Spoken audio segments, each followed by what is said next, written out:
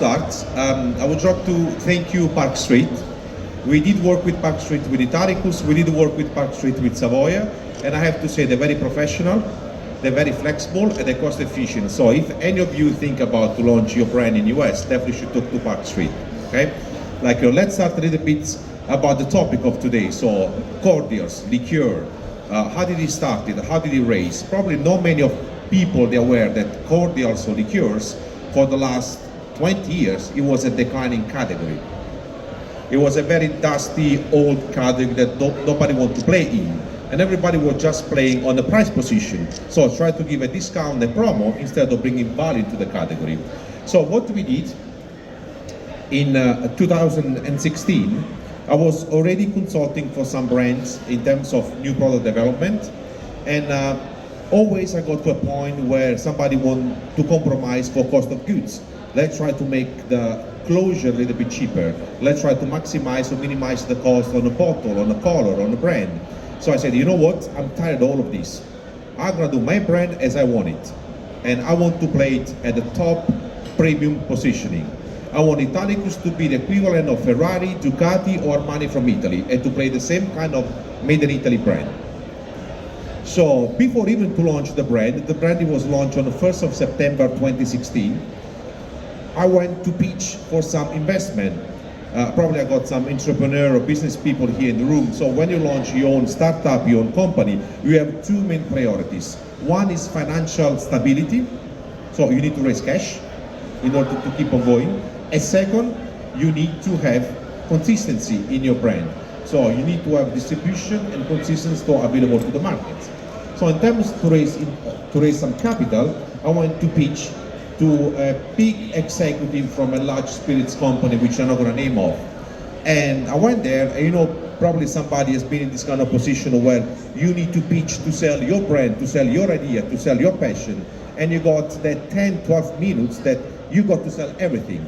So I'm going there, and I'm presenting the brand. I say like his own presentation. I didn't have any bottle yet, just a little bit of the liquid. And the guy after 10 minutes, he looked at me. So Giuseppe, let me get this one right. You want to launch a liqueur, a cordial, which is a declining category. It was declining minus 12% the year before. In a very expensive cost of goods packaging. Use a Latin name, Italicus, nobody speaks Latin, and a flavor profile, bergamot, citrus, orange, which nobody knows what it is. And look at me, trust me, I got a lot of experience in this industry. It's a kamikaze project. Don't do it. Go and do something else, do your consulting, open your bar, but brand is not for you. It was an extra motivation for me to keep moving forward. And remember guys, before you're gonna have a successful project or business, you always need to failure or always need to have some challenge beforehand. If you don't, there is something wrong with the project. So before you launch your own brand, I always like to apply what I call the devil advocates rules. You need to think about the worst case scenario. You need to think about it if it's not going to work, what you have to do. Because you're gonna get in that position sooner or later. So get ready.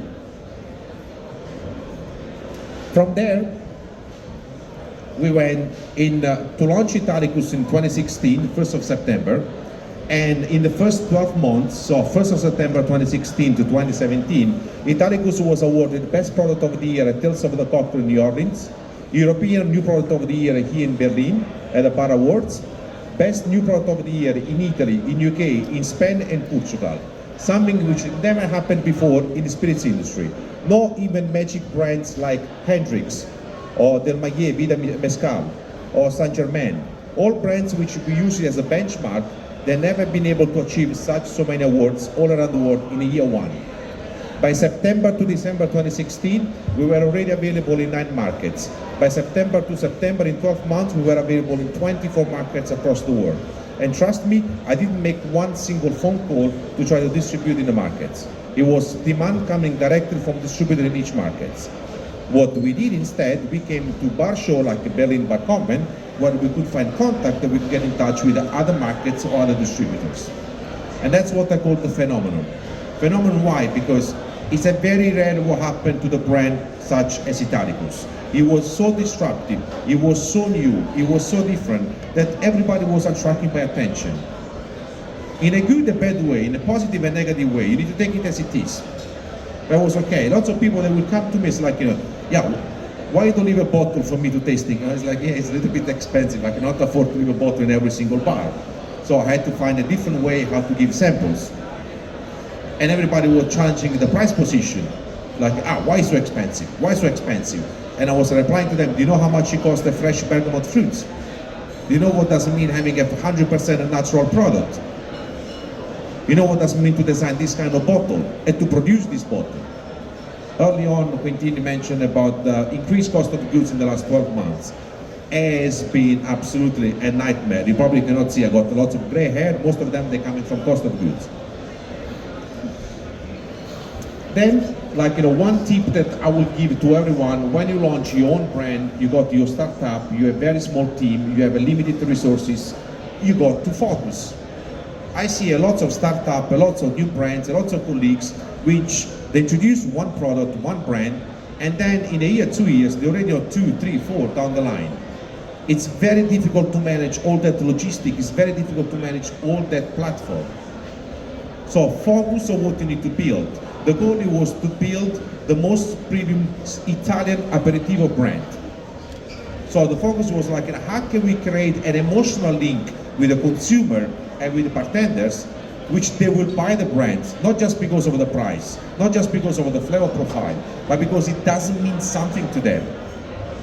So in our office in London, our HQ is in London, we connect these kind of words, focus, which stands for follow one course until success. And stop messing around. Mainly when you're gonna have some early success, early days, everybody's gonna approach you and try to sell you everything. Why you don't do this? Why you don't do that? I'm gonna buy 5,000 bottles. I'm gonna buy 10,000 bottles. Forget it. Stay focused on your ultimate goal. We are trying to build the ultimate Italian aperitivo brand, still today. From the flip side, I put a little picture up there, what success means. It's always nice to be on stage, to speak with people, to collect awards, and everybody look at you oh, look how successful it is. Today this year we went over 1 million bottles produced with Italicus. For everybody, oh, look at what the big numbers. Yes, but you also need to consider everything else what is up down there. So first of all, is hard work. If you decide to own your own company, your own business, it's 24/7. I have a beautiful wife and 2 wonderful kids. But trust me, my business is my second marriage. And if it's not going to succeed, it's going to cost me more than a divorce. Then, you need to have persistence, focus. It got to be a lot of late nights, a lot of traveling, a lot of weekends that you need to give up.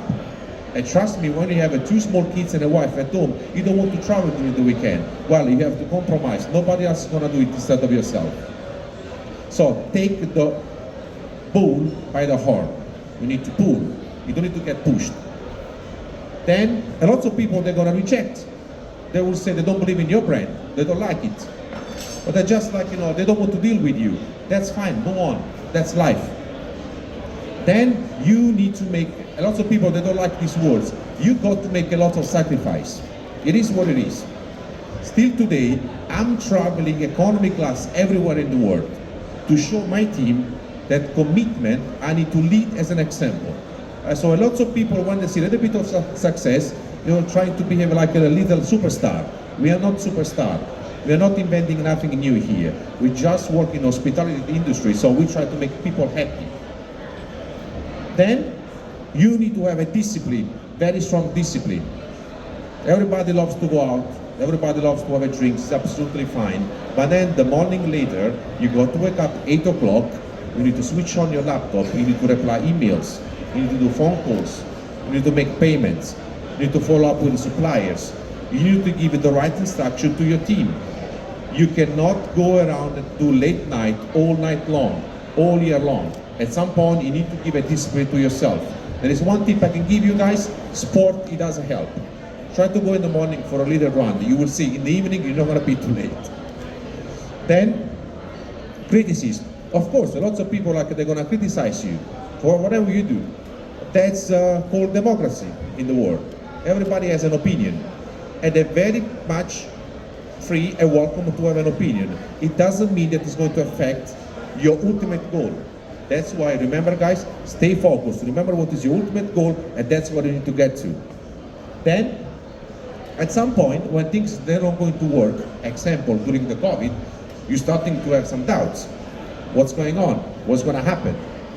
And if they're not going to reopen, if they're going to cancel the contract, if I'm not going to be able to do production again, it's not easy. So you need to go through that one. How? You need to apply creativity, and you need to have full positivity for yourself. And you need to also spread it with your team. You cannot be the one that is going to spread around doubts about your own business or your own brand. Then, failure. Failure is acceptable. We all have to fail at some point in the business. Otherwise, we're never going to learn anything. What is the most important thing is that when we fail, we take all the learnings and we apply it to the next project. We don't just leave it there. It's absolutely acceptable. It's fine. Just don't be depressed because you've been failing in one project. There is another project. Let's go do something else. Last but not least, you have to be ready to take risk. Running your own business means taking risk every day. You need to jump from a legal decision to a financial decision to an HR decision to a distribution decision. And this one in one day. And you need to feel confident to take decision. Therefore, you're going to take some risk. But if you don't take risk, then there is no fun. Then, remember, for me, it's also very important that the ultimate result is important as the journey to get there. We have to enjoy it. We all went through the COVID. It looks like it was 3 decades ago. It was only 2 years ago. And you can see like, how it could be a really dark time. So it's important that we enjoy what we do every day in order to achieve that result. So the result is the ultimate vision that helped me to wake up every morning to get there, but also because every day I enjoy what I do. This industry is about human relationship. And I work behind the bar. I own my bar. I run a bar. I worked for a corporation. I worked as brand ambassador, and now I'm a brand owner. I changed my hats many, many times, and I still love this industry. It's fun. It's passionate. And those are my 10 rules that I want to share with you about your own journey, how to launch your brand. Vision. You got to be driven. You need to apply speed, because the only advantage you have if you're a small brand is to be more flexible and more agile than big corporation. Flexibility. You need to adapt yourself. So also in the strategy, you need to be flexible. It doesn't mean that just because you are designed as an on-trade brand, that's the only strategy that you can apply. Maybe in some markets, off-trade is going to work. You got to be able to make decisions at any time, at any point of the day. And remember what I said before, it's 24/7. You got to work on the weekend as well. Sometimes I'm on the sofa at home at 11 o'clock in the evening, I still need to pick up the phone and make some decision. That's fine. Then you need to have a sense of urgency. There is one thing that I really cannot stand when I see people working and they have no sense of urgency. It looks like that the whole world out there is waiting for them to get the job done or the task done. I always worked and lived my life with a sense of urgency. I want to wake up every day, I want to make sure that I maximize the 24 hours I have in a day. And here we go, 24/7.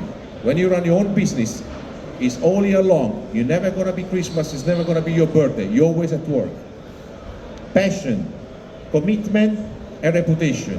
This is very important because that means that we're going to build a legacy that is gonna go above and beyond yourself. And that's the most important thing. That's my second chapter with Italicus. Try to build a team, a brand that can go above and beyond myself. But just don't get too bored or too comfortable. In 2021, we also launched Savoia, our new brand. And the reason why we launched Savoia, as early on Emmett mentioned, like when I worked for vermouth brands for many, many, many years. And so vermouth aperitif is my first love. And I see lots of vermouth brands, they were talking about the history. beautiful packaging, all the botanicals. Well, if you know vermouth 75 to 80% it's wine. Why nobody speaks about wine? Why nobody's telling me exactly what kind of wine they're using?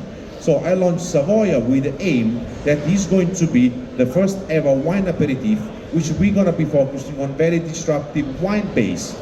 So you have the Rosso, the red version, which is based on Marsala DOC 14 months aged wine, cask barrique. And the second one we just introduced here at Berlin Bar Convent this week, which is Orancho, which is made with 100% natural and biodynamic orange wine. Nothing like that exists in the market.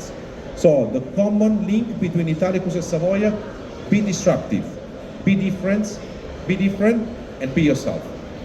Thank you.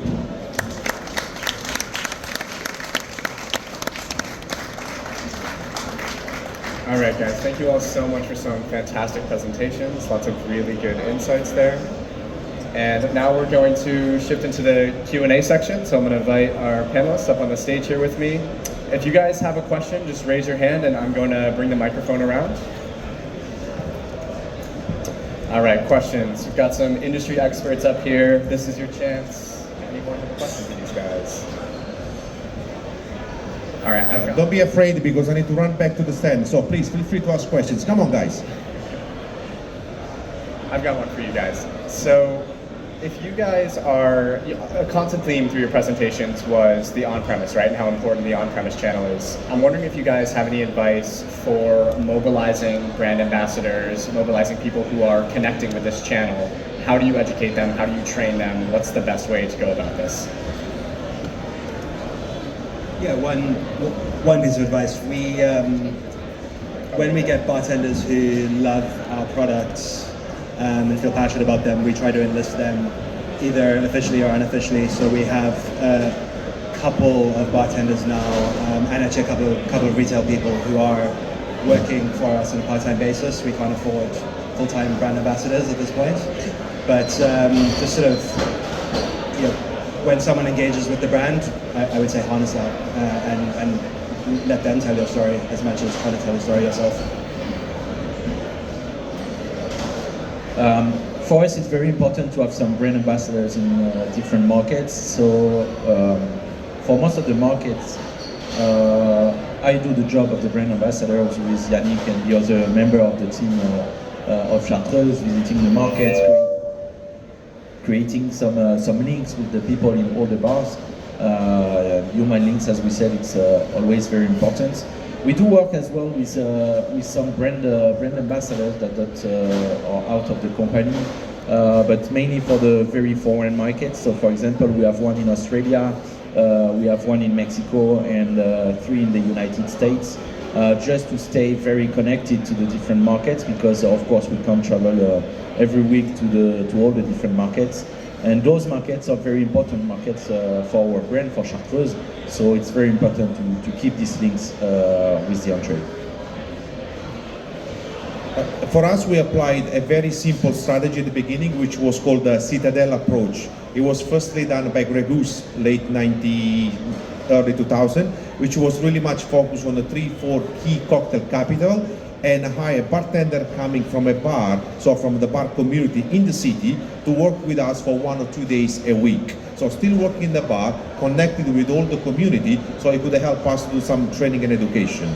But on top of that, even our team, despite if we are based in London or Barcelona or Milan, every day, at least all of us, we are brand ambassadors. So 1 or twice during the week, we leave the office 1 hour early, around 4 o'clock, and we go out to visit bars. And all of us, we're going to be able to talk about distillation, maceration, or botanicals, or cocktails. Everyone who works for your brand, for your company, is a brand ambassador.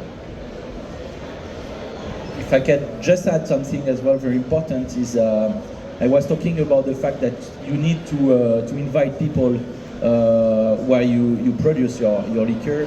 So it's something very important for us as well. So all the brand ambassadors that we work with, of course, come in Chartreuse for 2 or 3 days in order to train them, to educate them, but also to feel the atmosphere of what is Chartreuse, and to have, of course, all the details to share with the customers. And also what we do a lot is to invite all the the bartenders, the sommelier, the chef from all over the world to join us in Chartreuse. Again, to live this what we call Chartreuse experience with us. And at the end, most of them are kind of tattoo Chartreuse and will spread the green love also to their customers. So it's very important. Perfect. Thank you, guys. Any questions from anyone here? One over here. Hello. Sorry. So what would be failure is learning on the one side. On the other side, what is the big mistake that you guys made that you would have loved to avoid on your road on your journey? Many mistakes. You work with wrong suppliers, you hire the wrong people, you spend too much on developing your cups, or you do a wrong decision on your campaign. So they're all acceptable mistakes. As I said, what is important that you need to learn and apply to the next project. What I cannot stand, if you don't apply to the next project, that means we haven't learned anything from those mistakes. But again, take it very seriously. We got to failure before to succeed. Is the rule of life. It's absolutely acceptable. Just don't get down. Keep it up, stand up, and go again. All right, guys, we are at time, so we're going to conclude right there. Can we get one final round of applause for these fantastic panelists?